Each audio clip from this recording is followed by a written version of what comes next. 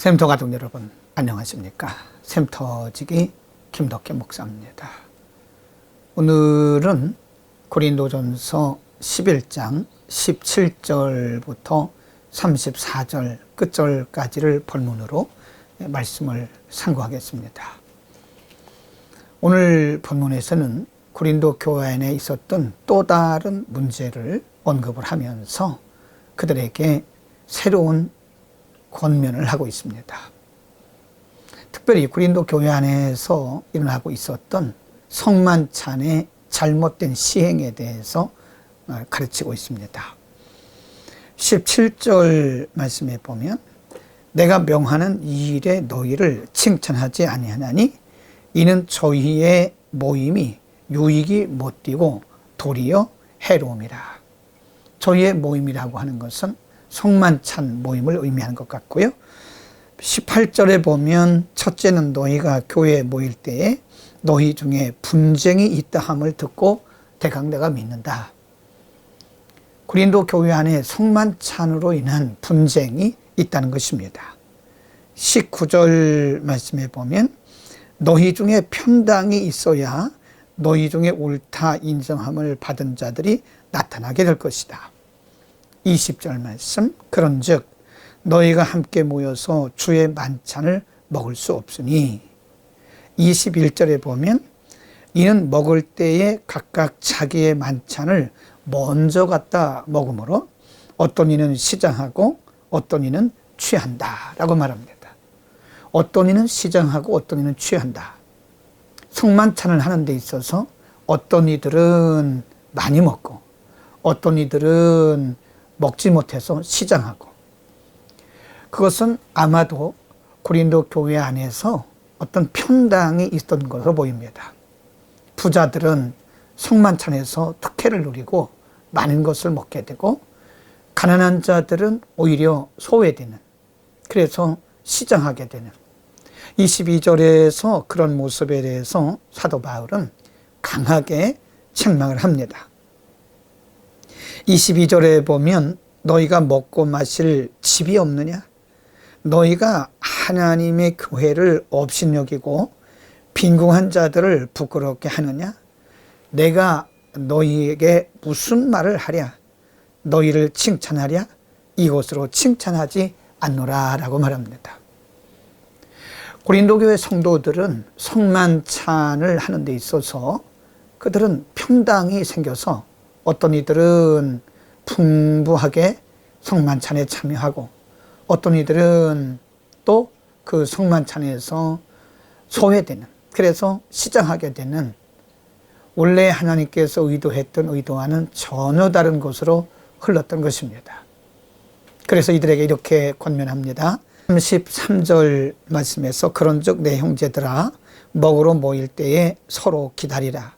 34절 말씀에서 만일 누구든지 시장하거든 집에서 먹을지니 이는 너희의 판단받는 모임이 되지 않게 하려 함이라.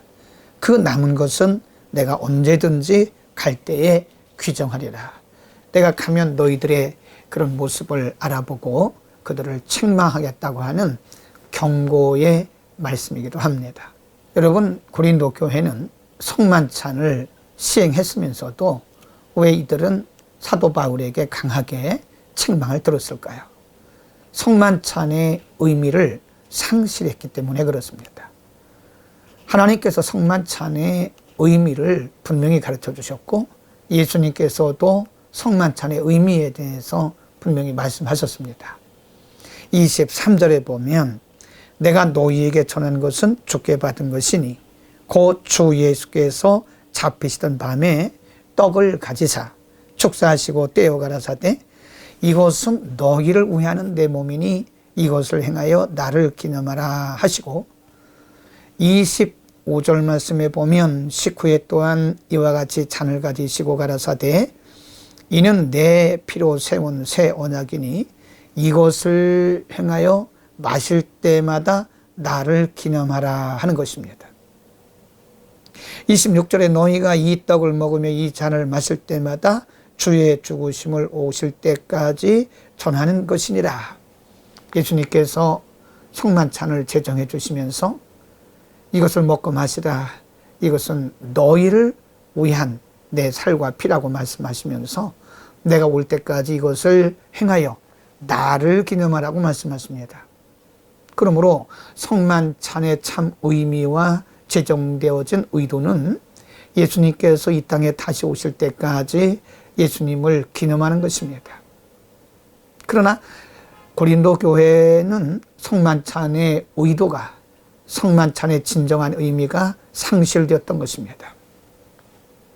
여러분, 오늘날도 우리가 아무리 열심히 의식을 행하고 아무리 열심히 행하는 일들이 있다 할지라도 그것이 하나님의 의도, 성경의 의도를 빗나가면 그것은 인간 중심이 되고 맙니다.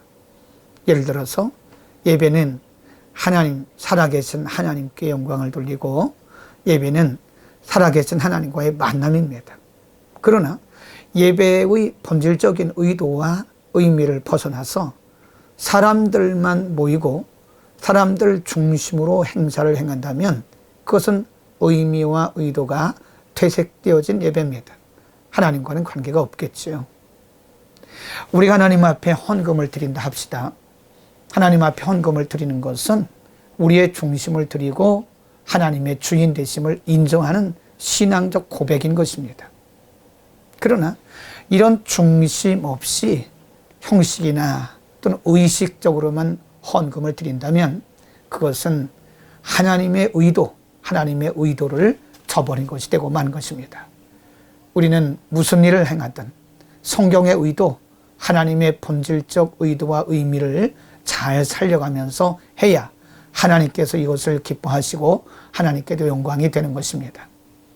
여러분, 오늘 우리가 어떤 일을 주의 이름으로 할지라도 사람에게 보이는 것, 사람에게 나타나는 것이 중요한 것이 아니라 하나님께서 의도하신 바가 무엇인지, 본질적 의미가 무엇인지를 아는 것이 중요합니다. 우리는 성경의 본질, 성경의 의도와 의미를 아는 것이 매우 중요합니다. 인간의 열심이 하나님의 본질을 떠날 때는 인간의 열심일 뿐이고 하나님과는 관계가 없는 거죠. 오늘 우리가 행하는 모든 일에 하나님을 기쁘시게 하되 성경의 본질, 하나님의 의도와 의미를 따르는 멋진 하루가 되기를 축복합니다. 기도하겠습니다. 하나님 아버지, 고린도 교회 성도들이 열심히 성만찬을 행했지만 그것은 하나님과 관계없는 하나님의 의도와 본질을 떠난 성만찬이었음을 우리가 알고 사도 바울이 그 교회를 책망했던 것도 우리가 압니다. 걸어가신 아버지, 오늘 우리가 무슨 일을 행하든 하나님의 의도, 성경적 본질을 따르게 하옵소서. 인간 중심, 그리고 사람에게 보이기 위한 것이 아니라 우리의 중심이 성경의 본질과 잘 일치하도록 은혜를 베풀어 주옵소서. 예수 그리스도의 이름으로 기도드립니다. 아멘.